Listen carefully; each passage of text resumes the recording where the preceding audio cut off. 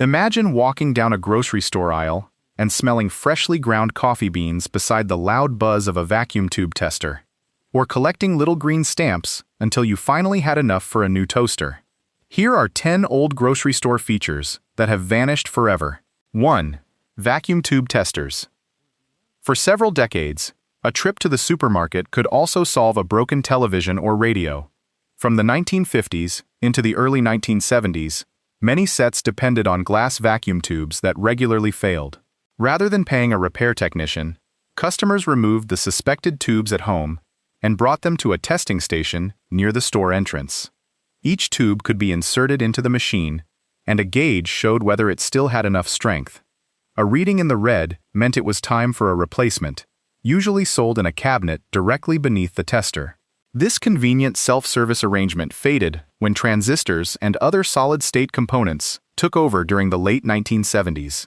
Once household electronics no longer used replaceable tubes, the glowing machines and their steady hum vanished from supermarkets. 2. S&H Green Stamps. Old supermarkets offered more than repair machines. Before apps, shoppers earned S&H Green Stamps. Cashiers distributed the small stamps according to the amount spent, and families carried them home to fill special collection books. The process took patience. Each stamp had to be moistened, pressed onto a page, and saved until several books were complete. Those filled books could then be exchanged at redemption centers for practical prizes, including furniture, lawn equipment, and kitchen appliances such as toasters. The program became so widespread that, during the 1960s, Sperry and Hutchinson reportedly produced more stamps than the United States Postal Service. Its popularity declined in the 1970s, as recessions squeezed retailers and supermarkets chose simpler price reductions instead. Digital loyalty accounts eventually replaced the paper books, leaving the sticky ritual as a memory of mid-century shopping. 3. Aisle coffee grinders. Rewards were one memory. The store's aroma was another. The coffee aisle often announced itself before shoppers could see it. Many customers bought whole beans, so supermarkets provided large grinders for immediate use. A&P stores were especially known for heavy red machines placed in an aisle or near checkout. Shoppers opened a bag of 8 o'clock beans, poured them into the hopper, selected a grind setting, and started the motor. A deep mechanical roar traveled through the store, followed by the unmistakable scent of newly ground coffee. That simple task turned an ordinary grocery trip into a sensory experience.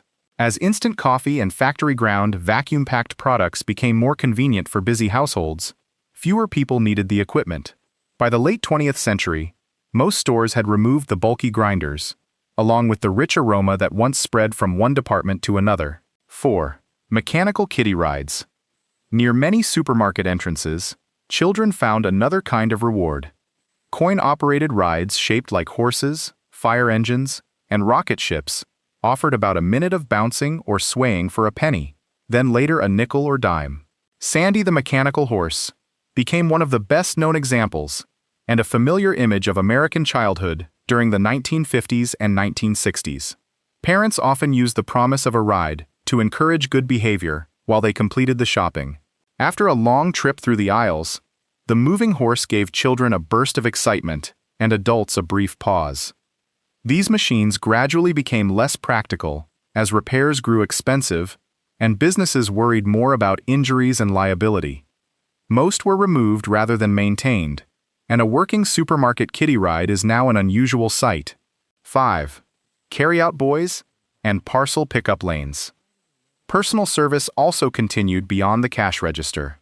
After items were rung up, a dedicated bagger packed them into thick paper sacks, placed the bags in a metal cart, and pushed the order to the customer's vehicle.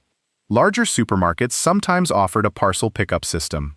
Shoppers received a numbered plastic tag, left the store, and drove to a front loading area. Employees matched the number and delivered the waiting groceries directly to the car.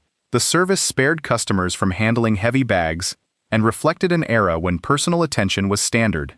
It began disappearing as wages and labor expenses increased.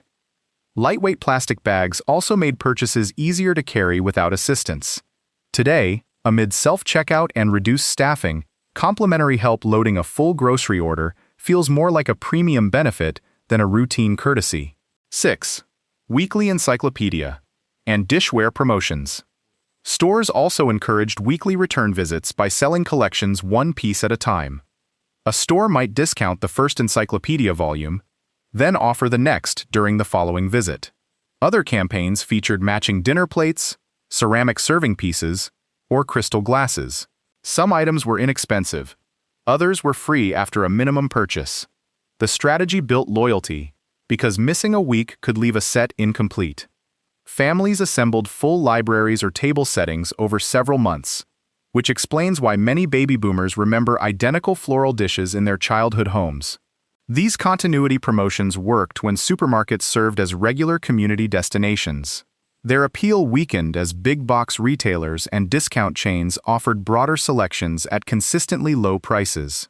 Eventually, buying milk no longer included the chance to add another encyclopedia volume or matching plate to the family collection. 7. Returnable glass beverage bottles. Packaging worked differently too. Before disposable plastic became dominant, milk and soft drinks commonly came in thick returnable glass bottles. Customers paid a small deposit, giving them a reason to save every empty container. Families stored the bottles in wooden crates and carried the heavy load back on the next grocery trip. A clerk counted the returns, then refunded the deposit or deducted it from the bill. The empties went to a nearby bottling plant, where they were washed, sterilized, refilled, and circulated again. This closed-loop system reused packaging many times and produced less single-use waste. It also created problems for brands expanding nationally because glass was bulky, fragile, and costly to transport. During the 1980s, lightweight plastic bottles offered shoppers and producers greater convenience.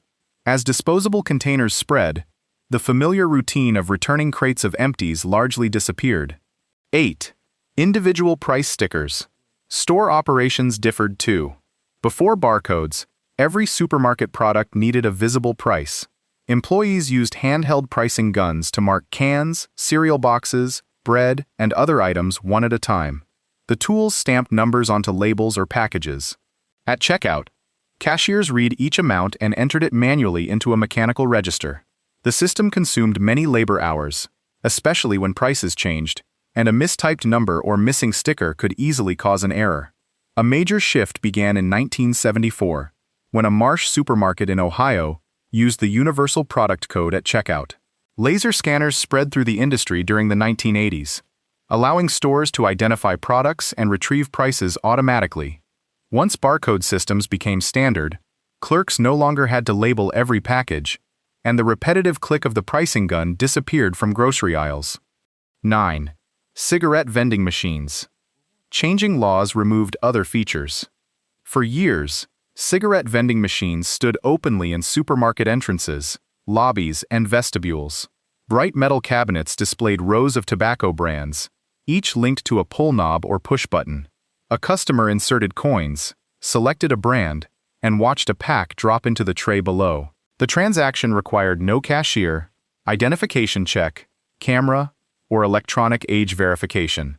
Anyone carrying enough change could use the machine, including teenagers curious about cigarettes.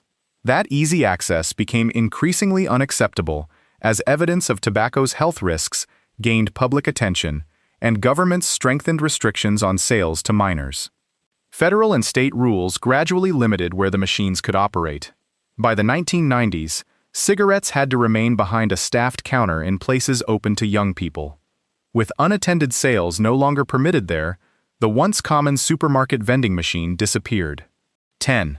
Butcher shop sawdust floors. Health rules also transformed the meat department. Older independent groceries sometimes covered the floor behind the butcher counter with fresh sawdust.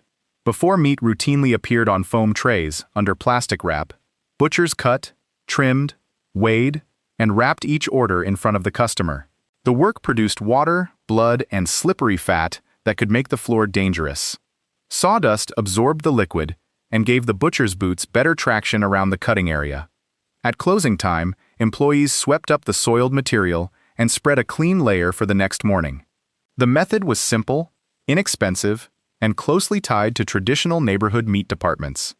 It did not survive modern sanitation standards.